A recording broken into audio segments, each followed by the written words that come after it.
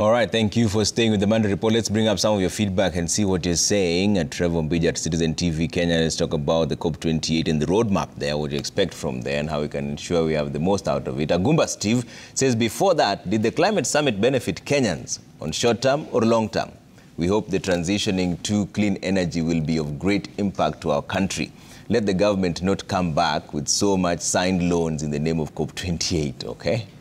Let's see what else you're saying. Yes, and Nixon says, what are the fruits of COP27, considering that Kenya was among 7 countries in Africa set to benefit from carbon credit production to create jobs and protect biodiversity through the Africa Carbon Markets initiative launched then?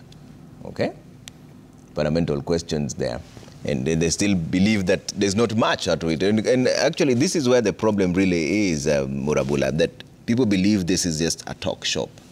How then do we ensure that going into COP28, there are going to be solid resolutions if the resolutions from COP27 have not been implemented to date? So what do we do now going into COP28? What do you foresee?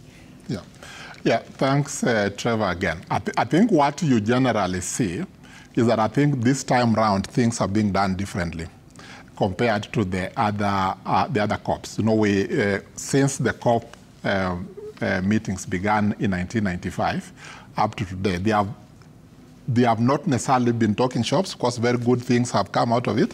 I mean, the Kyoto Protocol, which basically was the framework for the fight against climate change for the longest period until 2015, when the Paris Agreement came into effect, was a very good, a good example of how united action can lead to the fight against climate change. And then, of course, we talk about the Paris Agreement, which is 5 years in.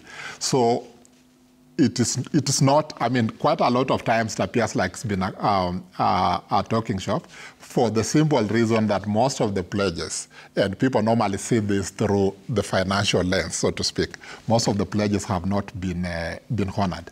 But as I said before, there's always a lag between the pledge and financial flows for the basic reason that you need to have to put systems in place.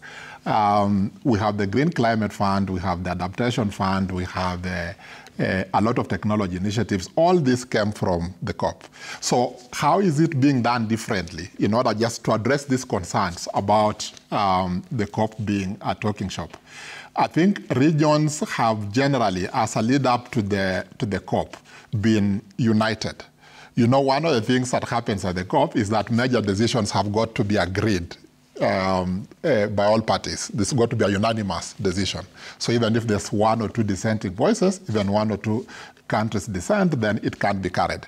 And so we saw the Africa Climate Summit. So the Africa position will now be presented as the Africa position.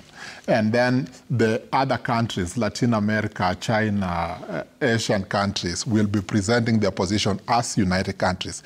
That way, you will probably have a better chance of reaching unanimous decisions and therefore having concrete action as compared to before. Yeah. Now, secondly, I think if you look at what has happened in the last 2 weeks, where the COP28 president and the EU minister responsible for climate action in the world met and agreed on certain things.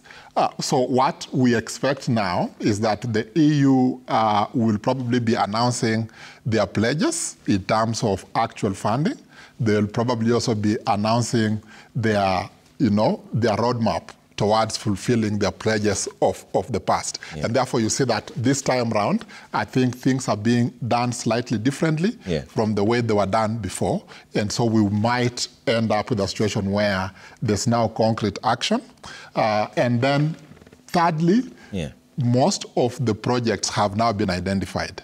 Like if you saw, for instance, the pledges that were made at the Africa Climate Summit, the Nairobi Declaration, quite a lot of that money is tied to actual projects on the ground. That takes you several steps forward in terms of concretizing action. Because before you had pledges, but no projects. And then you end up with a situation where the conditions for those projects meeting the conditions for financing begins to become a problem, and that takes a bit of time. But now you have actual projects that have been identified. And so in this part of the world, in Africa, we are likely to see slightly more concrete action and fast, speedier implementation of these declarations than before. Kabui, are we simply just disadvantaged as a nation because we have some of the lowest carbon emitters? As the world is heading towards net zero, we still have a lot of impact of climate change. In fact, in COP27, there was a loss and damage fund that was created. Even now, as we speak, there's the effects of flooding in the left, right, and center. 61 people have died. They have lost their places to stay. There's a big difference between the money reaching the people and the people being onboarded to take action. How then do we get that nexus between making sure that the people who are the most vulnerable get the most funding, and they're also onboarded to ensure that they are doing the climate adaptation and mitigation measures across board? How do we ensure that happens? Or are we simply just disadvantaged and we should accept it and figure out ourselves internally? Yeah, so what you just spoke about, Trevor, about Africa being the least emitter but still the most vulnerable is actually true, and it was one of the outcomes of the Nairobi Declaration. So that being the case, we also have to keep a close eye on the fact that as much as we're still low emitters, we need to do something because eventually still we need to industrialize. So if we need to industrialize, that means that we need to see that once we start to industrialize, we industrialize in a way that is actually low carbon, and we don't sort of like add any emissions to already what is already there.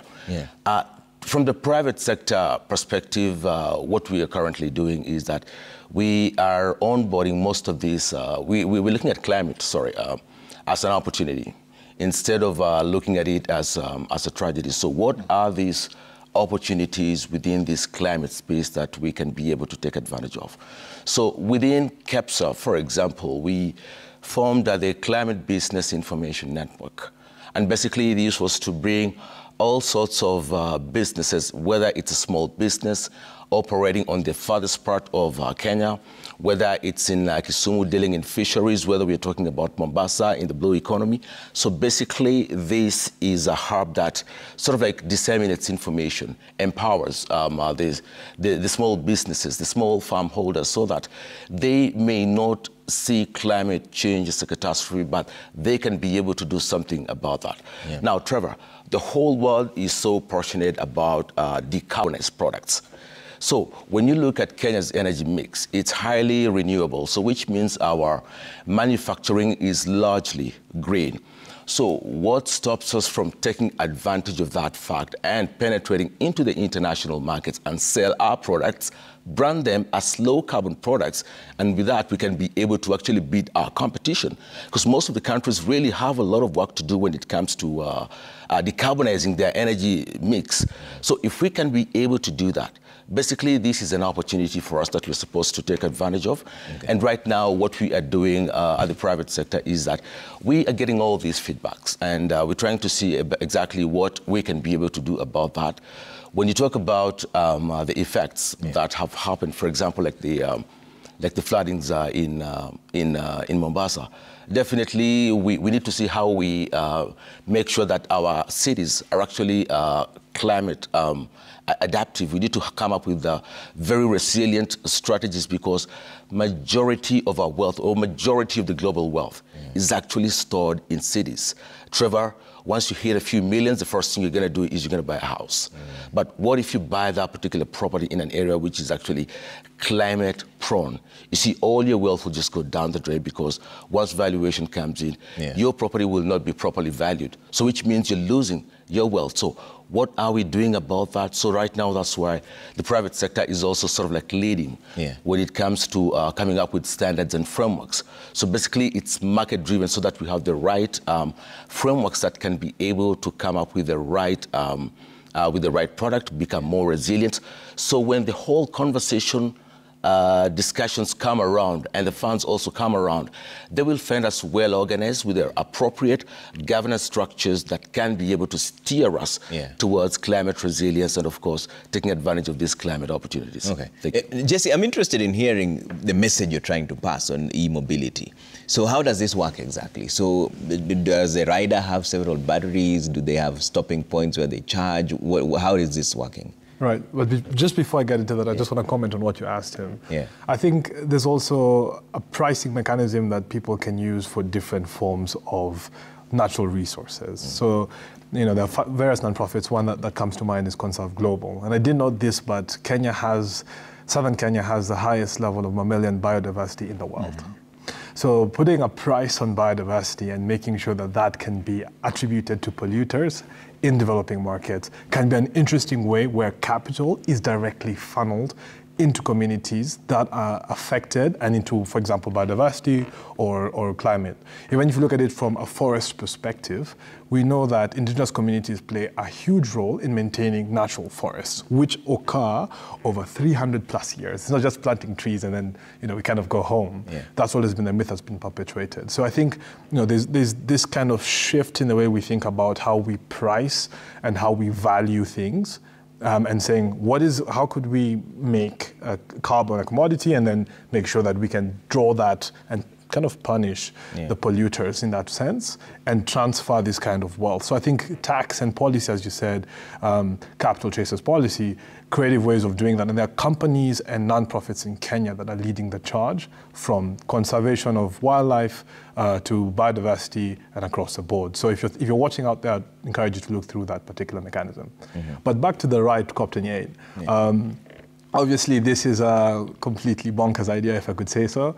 What we're doing is we've carried about 12 batteries with the team. So there is a support car that is following the motorcycle. And the idea about this is we have to be at COP at a specific date. We can't really be late to that. And so each of our batteries covers between 40 to 60 kilometers. On average, we'll look at 50 kilometers. So looking at maybe 400, 450 kilometers a day of riding, including rest stops, including border checks. And as we've been moving on this road, obviously there's been conflict in Ethiopia and Sudan, which has caused some issues, and then the challenge in Gaza. So we've gone to Egypt, and now Edwin and the team is in Jordan, and soon coming to Saudi, hopefully in time for COP28.